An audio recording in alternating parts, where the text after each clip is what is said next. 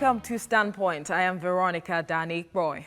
In February 2019, Nigerians will vote for their next president, deciding who will lead Africa's largest economy and most populous country for the next 4 years.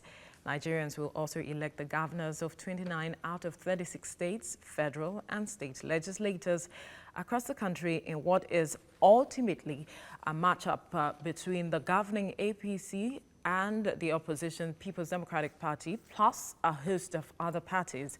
On this edition of Standpoint, we shall be looking at matters arising within the confines of our national politics. And later on the show, we will also beam our searchlight on Lagos politics ahead of the general election, which is just 55 days from now. Joining me on the show to x-ray these issues is Babatunde Gbadamosi, the Lagos governorship candidate of the Action Democratic Party. You're welcome to the program. Thank you. It's always a pleasure. All right, let's go straight on to the issues now. What are your thoughts on Nigeria's democratic process since the nation's return to democracy in 1999? I guess we should start from there. How have we fared? Have we grown? Or some call it nascent democracy. Well, it's my opinion that we had a fortuitous period of about 8 years. In the first 8 years after 1999, we grew. We grew and we grew and we grew, and it seemed like the sky was the limit. And then we had the transition from the Obasanjo administration to the Yar'Adua administration, and there was a brief period of despondency because of certain things that went on during the Yar'Adua administration. When President Yar'Adua passed on and President Jonathan took over, we saw a rebirth of hope again, and there was ostensibly a period of prosperity for Nigeria. We grew to the point where in 2014, the World Bank and all the various economic authorities in the world acknowledged Nigeria as the largest economy in Africa. And that had, I think, absolutely nothing to do with any statistics that were generated from here. Rather, people were looking at the volume of trade and lots of the economic activity going on in country. We became the largest economy in Africa. We were the fastest growing economy on the African continent. We were the third highest destination for foreign direct investment in the world. And it seemed again like the sky was the limit. But then the 2015 elections came, and I think Nigeria took a turn for the worse. We made a decision that I think many people are regretting to this day. At the polls. And we have an opportunity in 2019 to reverse the misfortune of the last few years. Many businesses have gone down. National Bureau of Statistics released figures just a few days ago that suggested that 20,900,000 people have lost their jobs in the last 3 years. We've seen the statistics, we've seen the number of companies that have shut down, the number of businesses that have gone, the amount of money that has been lost on the stock exchange, the number of companies that have pulled out of Nigeria and off the stock exchange, if that's any measure of our prosperity. Farm produce that has gone down, never mind the, I'll call it propaganda that's been released by the current administration about how Nigeria is now apparently feeding the world whilst Nigerians remain hungry. Well, they've been having a school feeding program where they feed students. Do we also feed students of Republic of Benin, for instance? Would that be the reason why the vice president announced that we were feeding the world? We're not. And not many children are benefiting from that school feeding program. And besides, we've seen the quality of the school feeding program, and it's really nothing to write home about. Really is. You have evidence to prove that? We've seen pictures. We've seen pictures of the school feeding program, the sort of the quality of the meals that have been served. I don't think that anybody should, point to that as something of an achievement. It's not. All right, let's move forward now, because even in the times when this this administration came in, there were talks, we went into a recession, and it says that it stemmed from the activities of the previous this administration, where there were lootings and all of it. I disagree totally. Why do you disagree? Well, I disagree, and in fact, one of the reasons for my disagreement, I actually was in detention for 9 days for. This administration has been the worst in terms of corruption in the history of Nigeria. This administration has taken corruption to levels that we have never seen in the history of Nigeria. Allegations But it says it has been fighting corruption. No, it's not. It's not been fighting corruption. It's been empowering and enabling corruption. Empowering? And enabling corruption. That's How what this so? administration has been doing. Well, I reported, I examined the October 2016 Forex utilization report that emanated from the central bank itself. I looked at it on January 30th, 2017. I did a Facebook analysis, a Facebook live analysis of that report. And that landed me in hot water on February 22nd, 2017, when I was picked up by the DSS, who promptly locked me up for 9 days in their cell in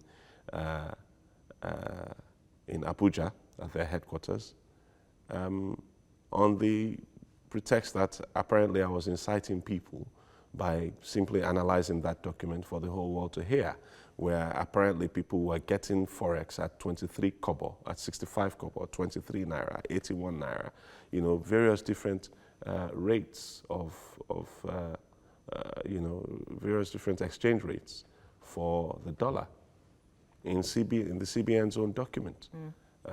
That was a huge shock for me. And it confirmed to me a lot of things that I had seen from the inception of this administration. The refusal, for instance, to appoint ministers in the first 6 months of this administration. In my opinion, that was an economic crime in itself, because, you know, before the end of that year, apparently the budget was finished and the president had to approach the National Assembly for a supplementary budget. I'll not forget that. That was in September 2015. The budget that was handed over was more or less 75% of the budget for that year, because it had only been passed 2 weeks before this administration took office. You know, there are a litany of issues, a litany of policies that this administration embarked upon that, you know, to the discerning eye, were targeted at destroying the economy, and they succeeded in doing that. They succeeded in doing destroying the economy, yes. Could you I can tell throw you more light the idea of the administration interfering in the sales of Forex and trying to fix the price of Forex artificially, you know, by fiat. That's not done. You don't do that. You don't buck the market. If you buck the market will buck you. And that's exactly what happened. You know, the Naira went into free fall because somebody decided that they were going to control artificially the price of the Naira against the dollar. And of course it backfired. Everybody knew it was going to backfire. People warned them. All the top economic experts in the country and around the world warned them that you don't do this, because if you do, it's going to destroy the economy. But we also had a crash and it did. in the price of oil, which also affected the Forex. But then that was very short-lived, wasn't it? It was extremely short-lived. By the middle of 2016, oil prices had rebounded. Oil prices have rebounded, and in fact, if you want to talk about that, then if you take a historical look at the price of oil against the value of the Naira, there is a marked difference. There is a marked disconnect between what it was during the Jonathan administration and what it is now. The values don't match up. There was no recession at the time, and there was no there was no recession because the economy was being properly managed by an expert, by a world-renowned expert. All right, let's quickly move on now, because that aspect, some will not agree with you, because, like we said, there was no. They might not be, but you know what? In oil prices, and that was a major for us, because we depended on oil. In the life of this administration, oil prices rebounded. By 2016, oil prices had gone back up to about $60 to a barrel. Okay, it's only recently begun to decline again from around $80 a barrel. all right? And at the time when it was $60 a barrel in the previous administration, Naira was exchanging to a dollar at less than 200 Naira to a dollar. But we know these things that it will take a while. No, it won't. Not with good management. It's not just about good management. It's about good management. It's all about good management. That's all it is. They can determine the prices of goods in the market. The economy of Singapore does not depend on the price of oil, and ours shouldn't either. Singapore does not have oil. They don't have crude oil. They don't have any sort of natural resources that you can speak of. And yet, in 2017, the per capita income of Singapore for every man, woman, and child was $60,000 per annum. Can we say the same? It's all about management. That's all it's about. Your economy is as good as the people managing it. Who manage them. All right, let's move forward then. The argument for restructuring also has been on the spotlight, talking about resources and all of that, and some have said that restructuring has different face value or color to some, the meanings to different people. But then that argument has been on, and some have said that this will determine strongly the direction votes will go in 2019. Do you share the same view? I agree. It's, you know, the restructuring issue never really comes into play until an incompetent administration comes into government. That's always been the pattern. Whenever there's an incompetent administration in government at the federal level, the clamor for restructuring starts all over again.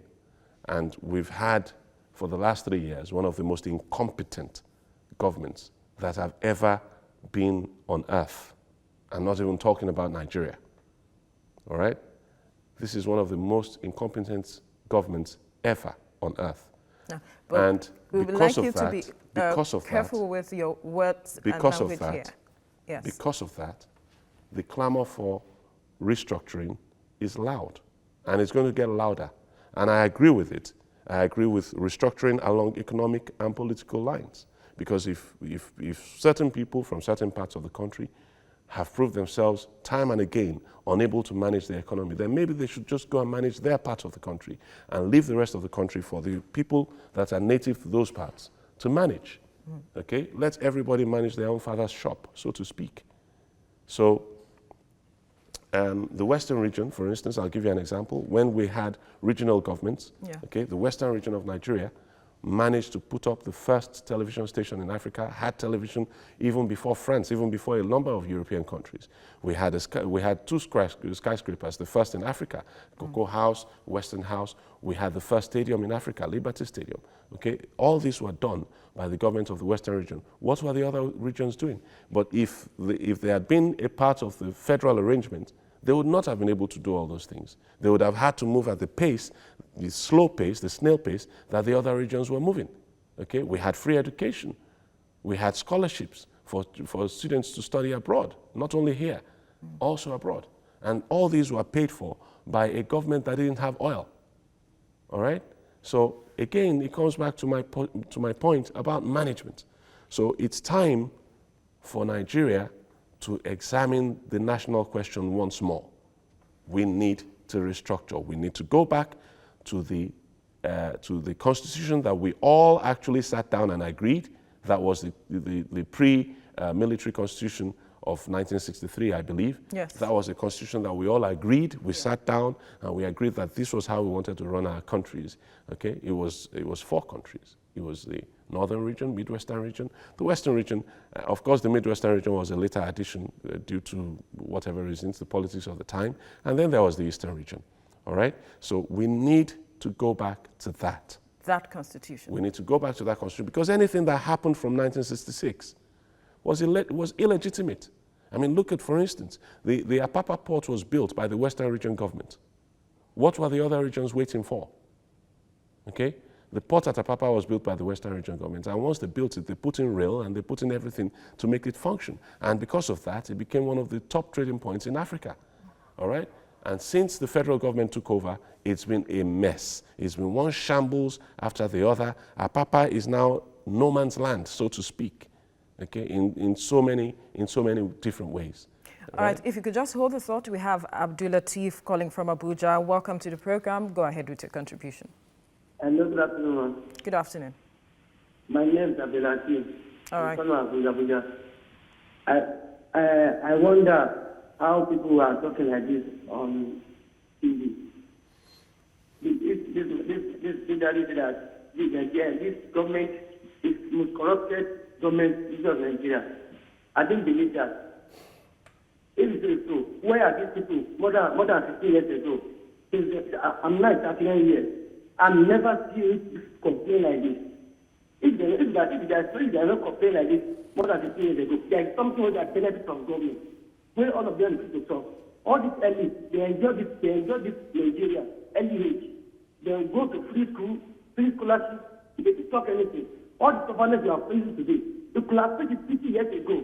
We upcoming children, we know this. We need to start to suffer this people. And then we know all these great countries, they suffer before they do it and that's where they will do. We have to suffer this thing. And then no, we don't. Suffer for us.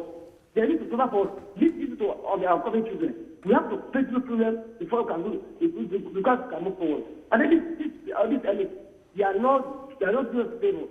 Thank you, Abdulatif. Thank you, Abdulatif. Right, I heard what Abdulatif had to say, and I'm going to say this again. Okay. All right. The idea that there must be some suffering before enjoyment is an absolute nonsense. I hear it over and over again, being repeated by agents of this government, and it's one of the worst things you could hear a government say. You don't have to suffer before you enjoy if you plan properly. If you're trying to fix things. If you plan and you execute properly, there doesn't have to be any suffering. You can stabilize, all right, and then begin to grow. And that's what the Obasanjo administration did. Perhaps that point of stability, you cannot have everything. No, you can't have everything, but you can maintain what you have. You don't have to decline. You can maintain what you have up to a point and then begin to grow. This idea that you must first plunge and then suffer a lot and go beyond the red line and then begin to grow is, let me be polite. Please, let me remain polite. Would appreciate that. Yes. Well, you were trying to make a point earlier on restructuring before yes, Abdulatif. The whole issue behind restructuring, again, comes from mismanagement. Once you start mismanaging the commonwealth of everybody, I mean, most of the oil comes from the Niger Delta region. Go and look at the Niger Delta region. What is the presence of the federal government in the Niger Delta region? How many federal roads that are functional, usable, are there in the Niger Delta region? Let's even just talk about roads. What about power? But they had a president that came from that region. What was his impact while he was there? Yes, there was a president that came from that region. But again, it's the presidential system. There has to be, approval of the National Assembly of the budget, for the budget. Did he push for it? Pardon? Did he push for it? I believe he did. But when you have a situation where the National Assembly is already skewed in favor of one region by reason of fake population figures, then you get what we get. The PIB bill has been sitting there in the National Assembly for years and years because one particular region of the country feels like, they don't want that kind of bill to be passed. And so they made all sorts of amendments that have made a nonsense of the bill. And they now, apparently, anywhere where pipelines pass now in Nigeria is an oil-producing area. What nonsense. What absolute dishonesty.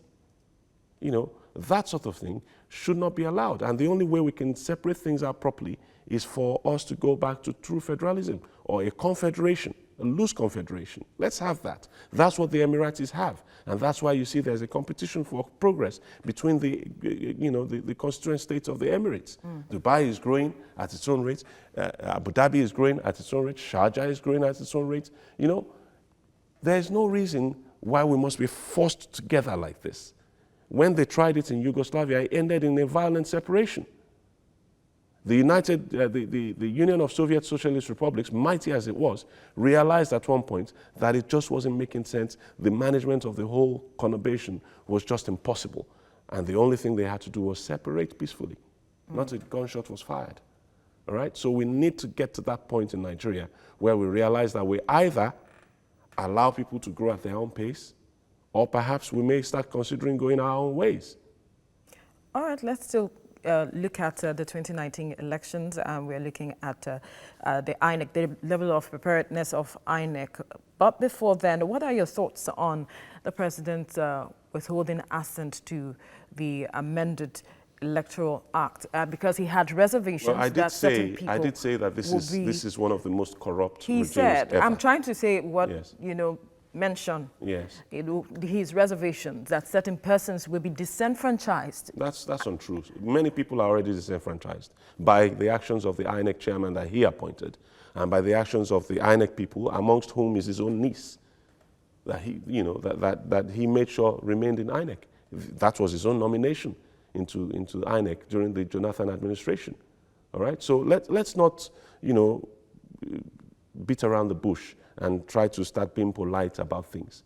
All right? The fact is, this administration, like I said, is one of the most corrupt, and his refusal to sign the amendment, which clearly sets out punishments that did not exist before for infractions against that law, okay? For infractions against provisions of the Electoral Act, all right? That did not exist before, and that's the reason, in my opinion, why he's refusing to sign it, because he doesn't want those infractions to be in operation.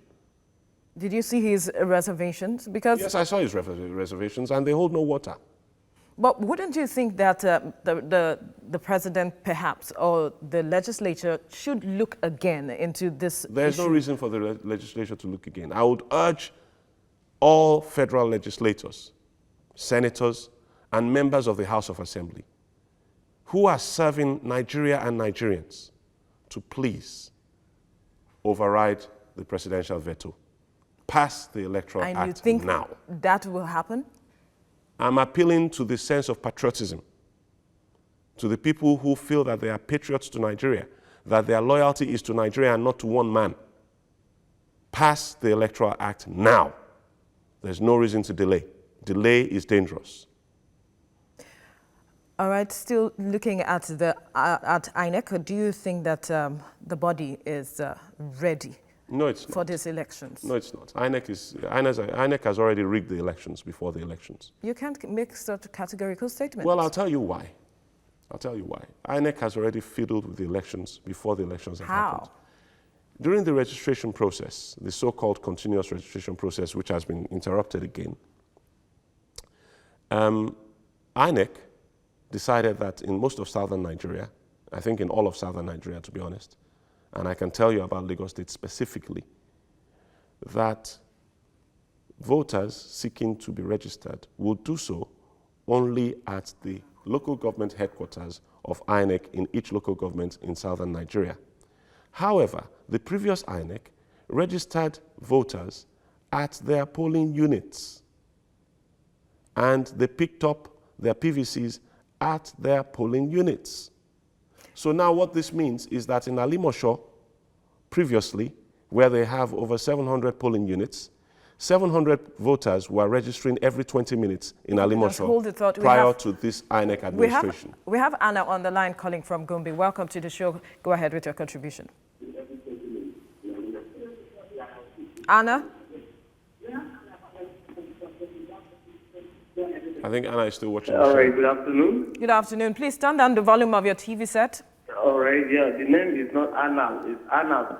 Anna's. It's Okay. the S. Yeah, Okay, Anna's. Okay, yes, I'm doing it immediately. Anna's, turn down the volume of your TV set and go ahead with your contribution. Conversation. Yeah, with the guest in the studio. Yes, I did that. I already did that. All right, Anas, I'll have to let you go. If you intend to call back again, do call back, but then turn down the volume of your TV set before you begin to speak with us. Please, go ahead. So, I was saying, 700 voters were registering every 20 minutes, at least in theory, in Alimosho, barring all the failures of the electoral registration equipment and so on and so forth. But on average, 700 people. Now, this particular registration exercise being conducted by an INEC chairman that is from the same geopolitical region as the president, okay, for the first time in the history of Nigeria, by the way, reduced the number of registration points in Alimosho from 700 to 1, just 1, at the INEC headquarters in Alimosho. Now, many people in the previous registration exercise could not register because there simply wasn't enough space, despite the fact that, all 700 polling units in Alimosho were registering people. Many people still missed out on the opportunity to register to vote. Now, how many people do you think would have missed out this time around when 700 polling units, when 700 registration points were reduced to just the one? Well, you've been referring to the fact that he comes from the same place of. I refer to that, yes. Yeah, that shouldn't be. It should be, because we're talking about equal representation in this country. That's what we're talking about. We're talking about the appearance of equality, and the Constitution actually states that very clearly, that in federal appointments, inclusion of all the constituent parts of Nigeria must be considered. In this administration, that has not been the case, especially in the area of defense and security issues. Most defense and security positions are held by people from one part of the country. But you also know that INEC hasn't received the necessary funds it needs for this election. And whose fault is that? Make it wrong. So if it's about he coming from the same place with the president, don't you think he will get everything he needs to make things work? I disagree with that argument. It's specious at most. Okay, at best it's a specious argument. The president should know better. There has been a precedent set by practice over the last few decades. It's not just the last couple of decades of the Fourth Republic. In the previous democratic experiments that we've had, the INEC chairman has never come from the same region as the president. It's never happened. But this president keeps appointing, even his son-in-law, he's appointed his own son-in-law as a functionary of this government. Who does that? I remember President Obasanjo, chasing away his own children from his administration. I remember that.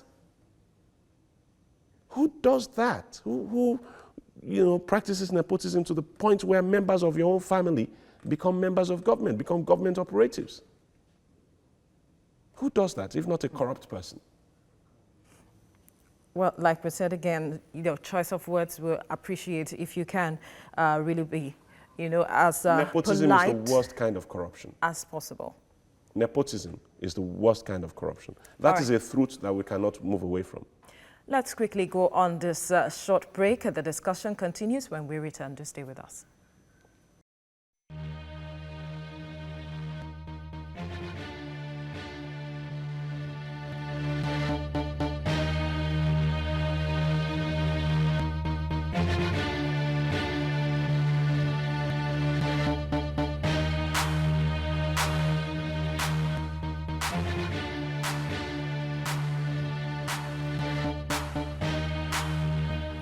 Well, you're still watching Standpoint, and we're moving away from national politics now. We're bringing home to Lagos now. While the wind of politics continues to hover across the state ahead of the 2019 elections, 41 candidates of various political parties will be jostling to become governor as they prepare to test their popularity across the 8,462 polling units in the state. The Lagos governorship election has been tipped by political observers as perhaps the most competitive and interesting, with the incumbent governor missing in action, featuring a few serial contenders and an array of newbies in the race for who will clinch the top job in the Center of Excellence twice. Well, for you have contested as a governorship aspirant in 2011, and also in 2014 you were on the platform of the PDP. Indeed. Then, and then Indeed. Now something happened. You crossed carpet to the... No, I didn't cross carpet. Okay. I don't know why you guys in the media don't, what carry out your due diligence. Which because is? What actually happened was I resigned from the PDP. You resigned? Quite publicly. Why did you resign? Well, I left the PDP because it wasn't, it was clear that as far as their aspirations and my aspirations were concerned, they were different. I had, and I continue to have, strong aspirations for a more prosperous country. And, well, we want to start that from my state, a more prosperous Lagos. And it would appear that the PDP, at the time I was a member, was not interested really in winning elections in Lagos. That's what was obvious to me. And is that the motivation for your deciding to come out again to say, okay, I'm going to do this on the platform of the ADP? The motivation for coming out again is simply to get a better Lagos by all possible democratic means. And that's why I've decided to run on the platform of a relatively new party that has a manifesto and a doctrine that matches my plans for Lagos. What are your plans for Lagos? My plans for Lagos are very simple. I want to regenerate Lagos. I want to rebuild Lagos. Lagos at the moment does not have what it should have in terms of the population that we do have. And I hear many people saying Lagos is overcrowded, and it's not. You know, we need electricity, we need water, we need... I can't believe that in 2018 we're still talking about the things that Fela sang about many, many decades ago. You know, but these things are needed, the basics. Lagosians are very hard-working people. They work very, very hard, but they work very hard for the basics. They work very hard to get electricity, they work very hard to get water, they work very hard to get from home to work and from work to home. You know, people are living almost half their lives in traffic, and that has got to come to an end. And that's the reason I'm running again, because I believe that I have the necessary skill set and experience that is required to give Lagosians what they need in order to prosper. All right, you talked about your party not being a newbie, so to speak. It is a new party, yes. Yes, not one of the new, one of the popular political parties. One of the old parties. Well, but then does your party have the statewide political structure yes, we required to mobilize people at the grassroots yes, we to bring about that credible alternative like your party? Yes, we do. Right. We have very strong roots in the grassroots in all of Lagos State, in every local government. We have a structure, we have chairmen down to the wards and down to the polling units. And in time, in short order, you know, our colleagues in other political parties will find out just what our strength is. Perhaps you might want to give us a few or an insight into what you're talking about in terms of structure. Not at this point. Really? I think it's better we wait until the elections before people begin to find out how strong we really are. And but we are Lagosians are watching you, and perhaps would like to have an insight into it. Lagosians are joining the party by the droves. Ordinary Lagosians, not even politicians. Ordinary Lagosians are electing to join the ADP across Lagos State. Every day we have a website, and we know how many people. We have a website, adp.ng, and we know how many people are signing up every day from Lagos to join to join the party and to join that website. We have millions of membership cards printed, and several hundreds of thousands have been distributed throughout Lagos. People have registered a lot in this party. It's interesting that we also seem to be getting quite a number of crossovers from the legacy parties. Interesting to know. Yeah. But then you talked about you having the character that Lagos requires. Well, I said experience. Experience, rather. And knowledge. And knowledge that Lagos... And also perhaps the character, if you're adding that yourself. All right, so perhaps let me go back on that aspect.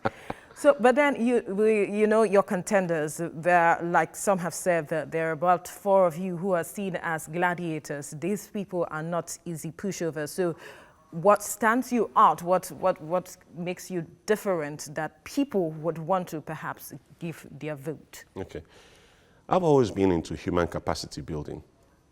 But in the last 2 decades, I've also gotten to... All right, if you could just hold the thought. We have Lawrence calling from Ogun State. Welcome, and go ahead with your contribution. Good afternoon. Good afternoon, Lawrence. How are you? Yeah, I'm fine. I think my contribution is the media should help us to change the narrative. The media should help us to change the narrative.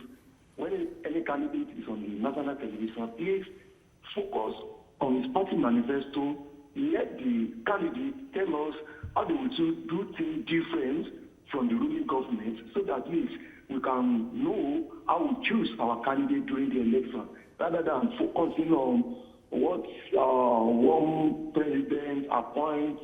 We are not interested in that. That is why we are practicing democracy. Every 4 years, we use our voters card to change. So if you want to vote, for us to be educated, let the candidate tell us in all areas of economy what is the Thank you for your contribution. Thank you. We are getting to that point, but first, he has to tell us what stands him out, because we have other contenders. So I was saying, who are not I've always pushovers. been in human capital development. I've always done that, you know. But in the last 2 decades, especially, my love for property has swung in the direction of development, property development. I started out in the UK just buying a few properties and turning them over, and then we went into renovating property, and then we got into redevelopment. And by the time we made the decision to move back to Nigeria, back initially in 2003, but we finished the move over in 2007, we decided to get into real estate properly, the way we saw it being played out in the UK.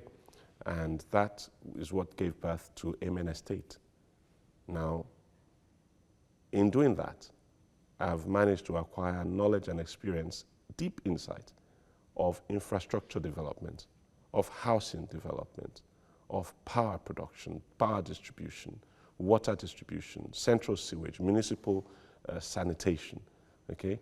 I've managed to garner experience of this over the last 8 to 10 years, all right?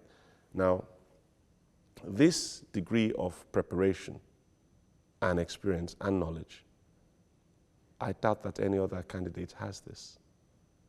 Everybody else has come from one profession or the other, and what Lagosians actually need is infrastructure. Lagosians need power. Lagosians need water. Lagosians need good roads, better drainage. Lagosians need, you know, recreational facilities for youths. Lagosians need better hospitals, better schools, more schools. And these are areas in which I have managed to gather experience that no other gubernatorial candidate or governor of Lagos State since the beginning of Lagos has had that sort of preparation. None. So with this knowledge, how do you intend to raise The bar. The bar in Yes. terms of the IGR? Thank you very the much health for sector, asking that question. I'll go straight to it very quickly. We've created a policy. We've created a policy document, which we're calling the Lagos Integrated Regeneration Plan. Now, we're basing this on the premise that Lagos, as it stands, does not have a fully functional economy. You can't say we have a fully functional economy when people are spending almost half their day just traveling from place to place. That doesn't work, okay? So what we're gonna do is we've selected 8 local governments, 6 of them for their existing industrial capacity, and then 2 additional ones for their tourism capacity. One of the 6 that we chose for industrial capacity also falls in the tourism zone, and I'll name them. We've got Ikeja, Apapa for obvious reasons, because you can see the traffic situation in Apapa and how it's affecting the rest of Lagos around it, okay? Mushin, Oshodi, Solo, Ikorodu, Ibejuleki, all these local governments were selected for their industrial capacity. Then for tourism, we selected Ibejuleki yet again, Etiosa and Badagry, because they actually hug the coastline of Lagos. Now, what we plan to do is to rebuild all the infrastructure in these local governments using the funds that we're currently paying to so-called tax consultants in Lagos State. All right? We bring those funds back into the kitty, but we dedicate them to this regeneration plan. All right? We redesign the roads, drains, central sewage, put in new power distribution networks, okay? And also critically, we liaise with the telcos. I think it's Glo that's got the landline license for Nigeria. We'll be liaising with them to quickly deploy their fiber optic cable network in Lagos because of the jobs that will bring very, very quickly. So in terms of economic growth, we're looking at a very steep growth curve for the economy within the first 18 months. We're going to be issuing a lot of construction contracts simultaneously. A lot of construction work will be going on in those 8 local governments, but that will not stop us from including in the budget, in the budget for that year, this is outside of that fund, remediation for existing roads. Because one of the reasons for the huge traffic that we have is that we simply don't have good road surfaces. One of the major traffic jams that we have over and over again every day is one that stretches from Onikpan on Ikorodu Road and goes back about 5 miles all the way back to mile 12. Okay. Because of a small pothole about 2 square meters in diameter. But are you also looking at creating alternative routes? Yes, we are. And thank you for asking that question as well. One of the things that we're going to be doing immediately as soon as we take office is ordering vessels, catamaran ferry vessels that will have roll-on facilities and will carry somewhere between 1,000 and 2,000 passengers at once, as well as at least 100 cars and at least 50 articulated lorries or buses. All right? And these will be deployed across Lagos State, starting from Badagry especially, because Badagry is seriously crippled and has been separated more or less from the rest of Lagos by the, by the poor quality of Lagos Badagry Expressway. And I say that, politely, so to speak. Now, another thing you spoke about is job creation. What's your target? Well, the target is for us to get, initially we're looking at telecoms to help us boost the economy quickly, okay?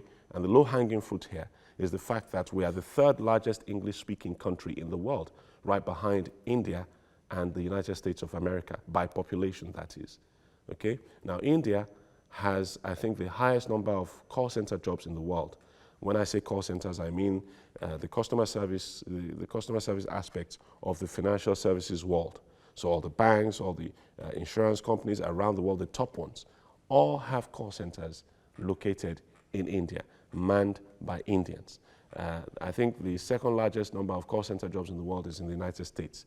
And then there's also other back office applications that require a solid wired telecoms network, mainly for reliability, not anything else. Because, I mean, of course, by the time we conclude this program, you'll see that a lot of the calls that come in will actually get cut off because of bad connection. And the reason is because they're running on a wireless network. If you have a wired network, the reliability of the calls is more assured.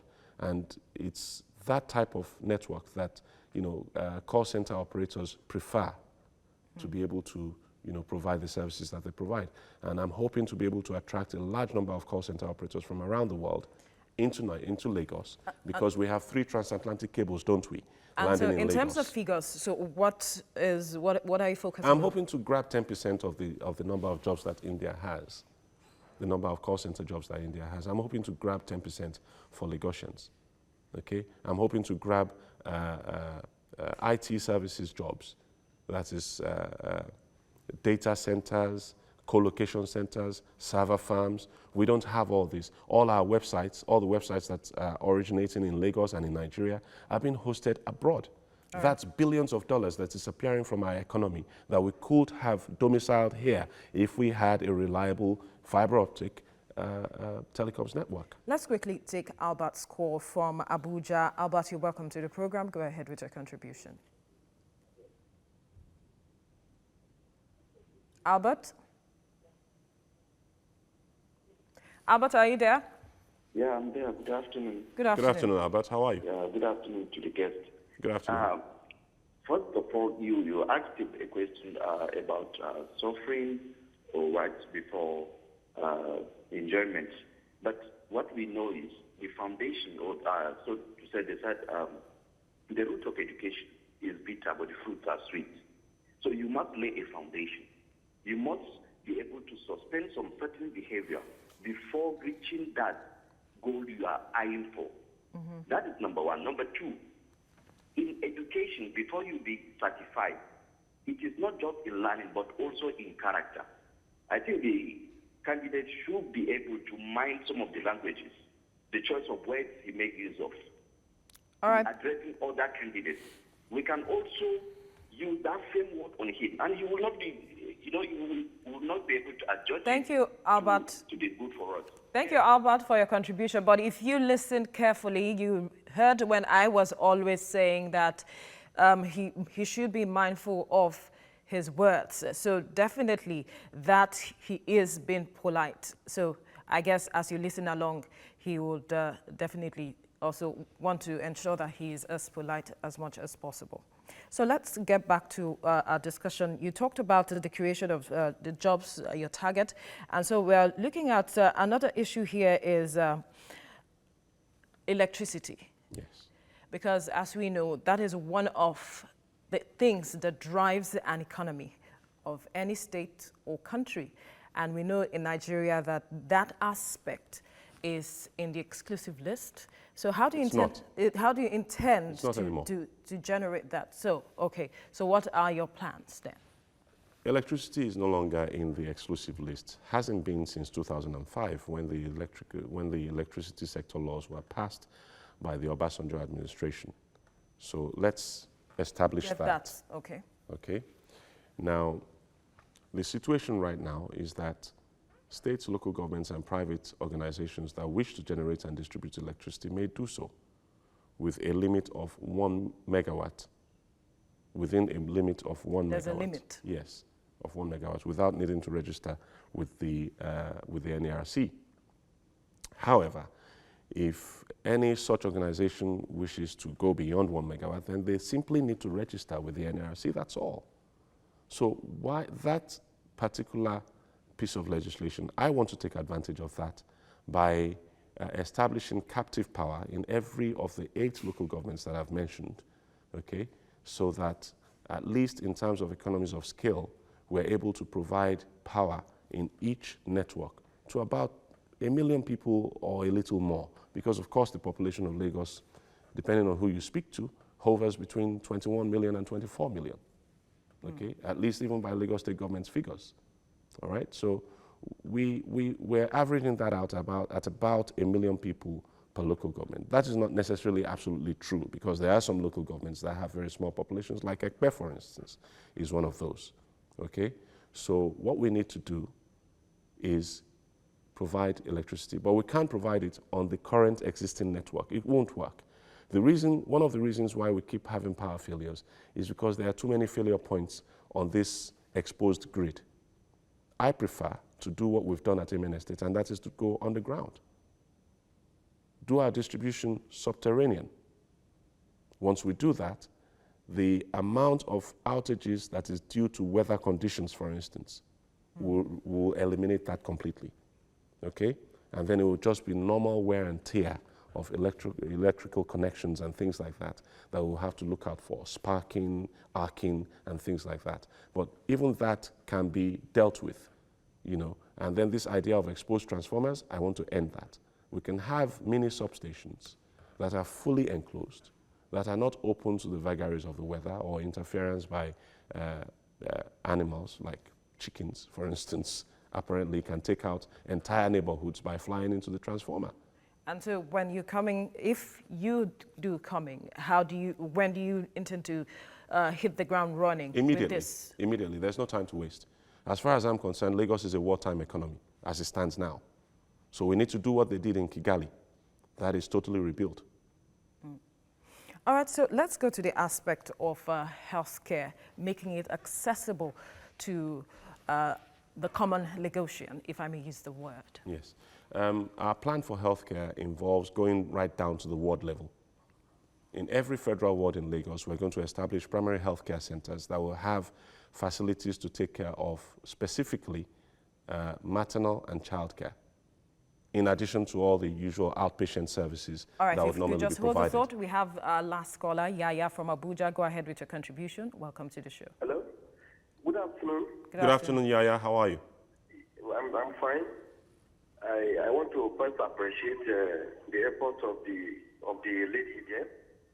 I think, Madam, we have done a lot by making sure your guest is doing the right thing.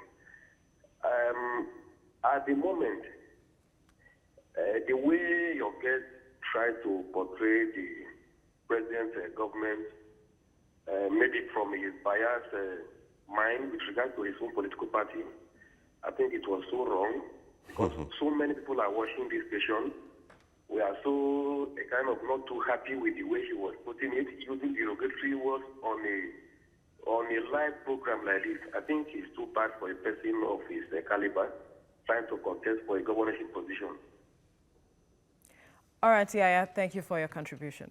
I can understand the, sensitivities of some people has been rubbed up the wrong way by some of the words that have been used, like the fact that this government is the most corrupt that we have ever seen, and that's a fact. It's a fact that I will not stop saying.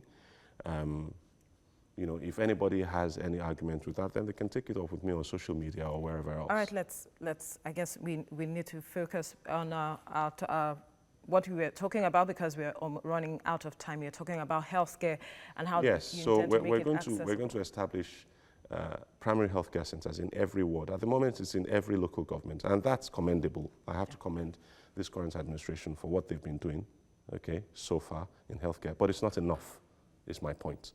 We need to go down to the wards so that people don't have to travel too far to get, that initial attention from qualified medical staff. We need to also improve our medical staffing. We simply don't have enough doctors on the books of the Lagos State government. Just as an example, the Lagos University Teaching Hospital, LUTH in Idiaraba, has about 1,000 doctors on its books. The Lagos State government has less than 1,000 doctors in total, covering the whole of Lagos on its books. And that's a situation that doesn't bear comparison. All right. We need to address that, and we need to address it really urgently. Also, we need to address the issue Quickly, of pay. because we've run out of time. We need to address the issue of compensation for right. healthcare workers. It's nowhere near where it should be, especially as we're actually competing for their talents on a global scale. Okay. Doctors qualify in Nigeria, they run to the United States or to the Middle East I'm afraid because of we have pay, to and we need to address that quickly. leave it at this point. Babatunde Gbadamosi, the Lagos governorship candidate of the Action Democratic Party, thank you for your time on the program. Much. And that's our package on today's edition of Standpoint. Thank you so much for watching. You can watch the repeat of this edition tomorrow by 7 a.m. I'm Veronica Danik Boy. Enjoy your weekend.